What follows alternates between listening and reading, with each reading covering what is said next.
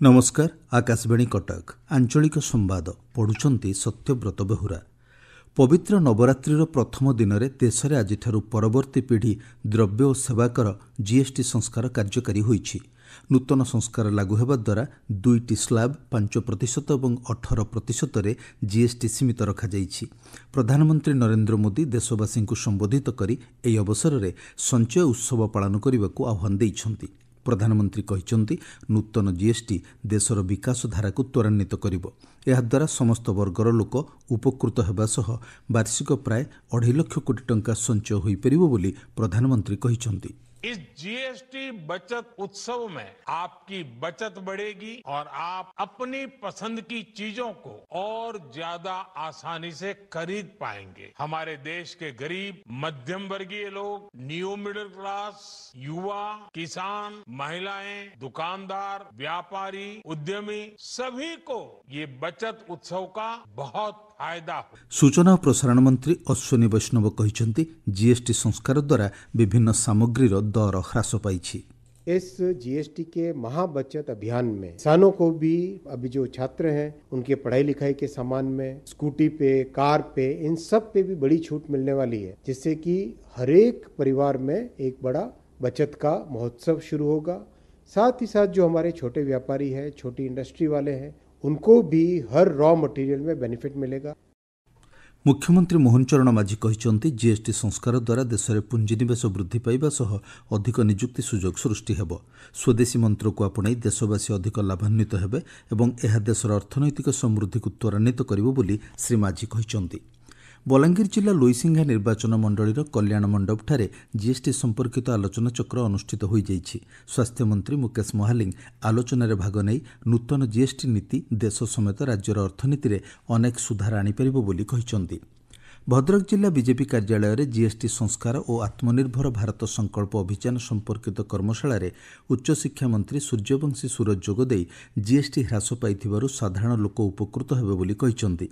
केंद्र सरकार को एही पदक्षेप देशर अर्थनीति को सुदृढ़ करने दिगरे सहायक हेबो बोली से मत रखिछन्ति।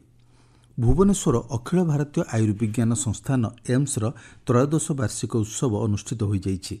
प्रतिष्ठान प्रथम निर्देशक डाक्टर अशोक कुमार महापात्र मुख्य अतिथि भाव जोगदे गत 1 वर्ष 11 लाख अधिक रोगी चिकित्सित होइथिबा कहिसंति। खूब शीघ्र एम्स रे यकृत प्रतिरोपण और स्किन बैंक सेवा उपलब्ध हेबो बोली कार्यनिर्वाही निर्देशक डाक्टर आशुतोष विश्वास सूचना दैछन्ति। भद्रक जिला धामनगर ब्लॉक शहीदनगर लुणिया गुलिकांडर आज 73तम स्मारक दिवस पालित होउछि। सकाळ समय प्रभात फेरी तिलतर्पण पर विभिन्न वर्गर जनसाधारण और जिला प्रशासन अधिकारी माने शहीद प्रतिमूर्ति रे माल्यार्पण करुछन्ति। 1942 मसीहा भारत छाड़ आंदोलन में महात्मा गांधी डाकरारे ब्रिटिश शासन विरोध में प्रतिवाद करी 9 जन संग्रामी शहीद होइथिले। देश में आज शक्ति उपासनार पर्व नवरात्रि आरंभ होइछि। एही अवसर में राज्यर विभिन्न प्रमुख शक्तिपीठ और मंदिर गुड़िकरे माँ दुर्गा को शैलपुत्री बेश पूजा करा जाउछि। नवरंगपुर अधिष्ठात्री देवी माँ भंडारघरणी शारदीय नवरात्र पूजा आज आरंभ होउछि। आज माँ भंडारघरणी पूर्वमुखी होई पाटखंडा रूप में दर्शन देवे। नुआपड़ा जिला खड़ियाल गड़जात अंचल गड़रक्षक देवी माँ रक्तम्बरी एवं अधिष्ठात्री देवी माँ समलेश्वरी षोड़श उपसार पूजा अनुष्ठित हो जाइछि। गंडामानंक सुरक्षा को नहीं सचेतनता सृष्टि उद्देश्य आज विश्व गंडा दिवस पालन करा जाउछि। विश्व रे थिबा 5 प्रजातिर गंडांक सुरक्षा लगी विभिन्न स्तर में पदक्षेप ग्रहण करा जाउछि। 2010 मसीह दक्षिण आफ्रिकार विश्व वन्यजंतु फंड द्वारा प्रथम गंडा दिवस पालन करा जाइथिला। 2011 मसीहा ठारू आंतर्जातिक स्तर में एही दिवस पालन करा जाउछि। गंडामानंक अवैध शिकार रोकिबा एवं सेमानंक पई बासस्थान सुनिश्चित करने उद्देश्य विभिन्न सभा समिति आयोजन करा जाई सचेतनता सृष्टि करा जाउछि।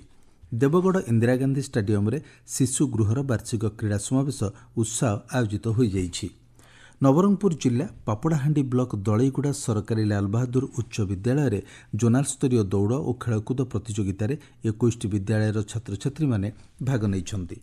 उत्तर पूर्व बंगोपसागर में सृष्ट घूर्णिबलय प्रभाव में आज सुधा एक लघुचाप क्षेत्र सृष्टि होबार संभावना रही। यार प्रभाव में राज्यर विभिन्न स्थान में वर्षा लगी रही। भुवनेश्वर आंचलिक पाणीपाग विज्ञान केन्द्र पक्षर आसंता 24 घंटा मध्य बिजुली घड़घड़ी सह वर्षा होगा नहीं समस्त जिला को सतर्क सूचना जारी करा जाइछि। आंचलिक संवाद वर्तमान एतिकी। परवर्ती आंचलिक संवाद शुणिपारे अपराह 2:32 रे।